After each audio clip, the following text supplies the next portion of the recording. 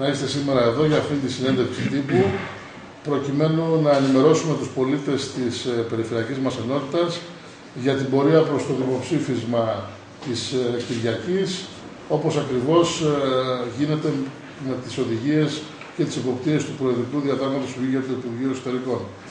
Θέλω να σας πω ότι στη σημερινή συνέντευξη είναι μαζί μας ο εκτελεστικός γραμματέας της Περιφέρειας Δυτικής Μακεδονίας, ο κ. Παντελής Αργυριάδης.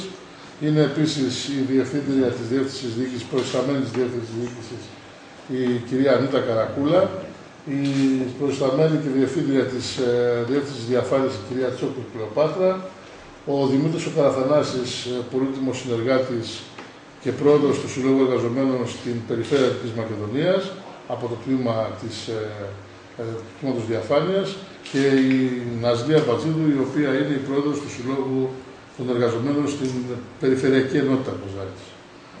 Είμαστε εδώ σήμερα στη διάθεσή σας για να σας πούμε ορισμένα πράγματα και να απαντήσουμε όποιος από τους παρόντες χρειαστεί στις ερωτήσεις τις οποίες θα κάνετε. Θέλω να πω ότι ήδη κυλά ομαλά η πορεία προς το δημοψήφισμα. Έχουν ήδη οριοθετηθεί και οριστεί τα εκλογικά τμήματα στα οποία θα διεξαχθεί η διαδικασία. Η απόφαση από την Τρίτη το απόγευμα είναι έτοιμη και την Τετάρτη έχει φτάσει στους Δήμους. Οι εκλογές θα διεξαχθούν στα 343 εκλογικά τμήματα της Περιφερειακής Ενότητας, εκ των οποίων 83 είναι για το Δήμο Βοήου, 84 για το Δήμο Εορδέας, 127 για το Δήμο Κοζάνης και 49 για το Δήμο Σερβίων Βελβεντού.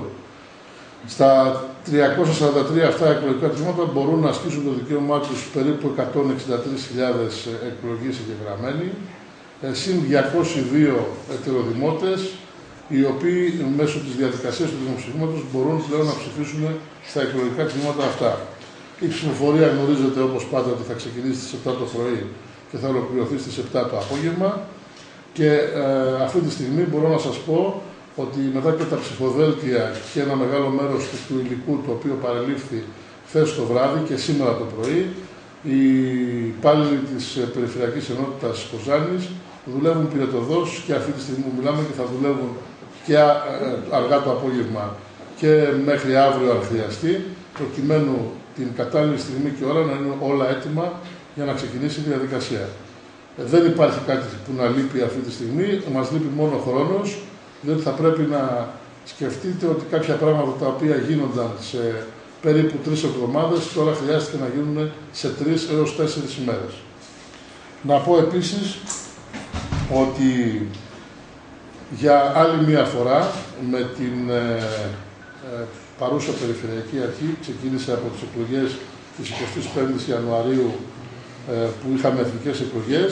Η μετάδοση των αποτελεσμάτων θα γίνει με τις ίδιες δυνάμεις της Περιφερειακής Ενότητας, δηλαδή αξιοποιώντας τις ικανότητες, τις γνώσεις, αλλά και τη διάθεση που υπάρχει από τους υπαλλήλους της Περιφερειακής μας Ενότητας, το βράδυ των εκλογών και στην σελίδα kozani.gr θα βλέπετε και είναι ήδη αναρτημένο στον τοίχο και το βλέπετε στο video wall, ένα μέρος από τα δοκιμαστικά που γίνονται.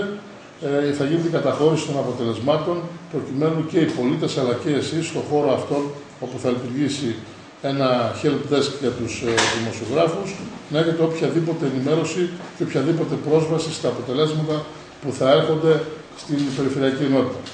Θέλω να διευκρινίσω το εξής. Επειδή χθες έγινε μεγάλη συζήτηση και τεράστιο ντόρος, κυρίως στα blogs αλλά και σε κανάλια των Αθηνών, για το αν υπάρχει απαγόρευση μετάδοση των αποτελεσμάτων, να σας πω ότι η εγκύκλειος για το συγκεκριμένο θέμα είναι η ίδια εδώ και 3 εκλογικές αναμετρήσεις, που λέει το εξής, ότι προτεραιότητα για τη μετάδοση των αποτελεσμάτων έχει το Υπουργείο Εσωτερικών. Τι σημαίνει αυτό? Μας υποχρεώνει ένα αποτέλεσμα που έρχεται από το X εκλογικό τμήμα να το καταχωρήσουμε πρώτα στο Υπουργείο Εσωτερικών και κατόπιν να το βάλουμε στην ιστοσελίδα μας ή να το διαχέουμε με τον τρόπο που σας είπα νωρίτερα εδώ από το γραφείο που θα λειτουργεί ως help desk για εσάς στους εκπροσώπους των τοπικών μέσων ενημέρωσης. Όλα τα υπόλοιπα που ακούστηκαν ότι για πρώτη φορά απαγορεύεται η μετάδοση των αποτελεσμάτων ή όχι, επιτρέψτε μου να πω ότι και ανυπόστατα είναι και δεν έχουν καμία σχέση με την πραγματικότητα.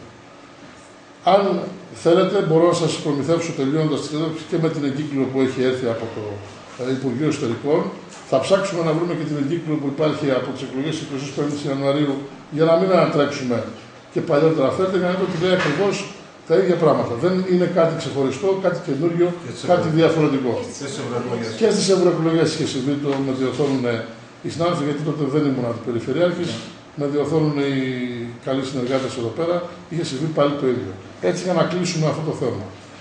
Δεν έχω να πω κάτι άλλο. Θέλω να ευχαριστήσω πραγματικά από τα βάθη της καρδιάς μου και τον εκτελεστικό γραμματέα της Περιφέρειας της Μακεδονίας, του κ. Αργυλιάδη, η βοήθεια του οποίου είναι πολύτιμη σε όλη αυτή την προσπάθεια των αποτελεσμάτων, την κυρία Τσόκλη, τον κύριο Καραθανάση και τα υπόλοιπα παιδιά από τη Διεύθυνση Διαφάνειας, γιατί πραγματικά κάθε φορά στη μετάδοση των αποτελεσμάτων αξιόπιστα, έγκαιρα και με τη σοβαρότητα που πρέπει να αναμεταδίδουν τα αποτελέσματα, και το ίδιο θα γίνει και τώρα, γιατί βάζουν πραγματικά πλάτη σε αυτή την προσπάθεια, κυρίως όμως στο πρόσωπο και της Ανίτας της Καρακούλα, που είναι η προϊσταμένη στο Διεύθυνση Διοίκησης, αλλά και στο πρόσωπο της Προέδρου των Εργαζομένων, να ευχαριστήσω όλους τους εργαζόμενους της Περιφερειακής Ενότητας Κοζάνης που εμπλέκονται σε αυτή τη διαδικασία και που πραγματικά 3 μέρες τώρα, 4, υπερβάλλουν αυτό για να είναι όλα έτοιμα να κυλήσει ομαλά η διαδικασία, να γίνει άρτια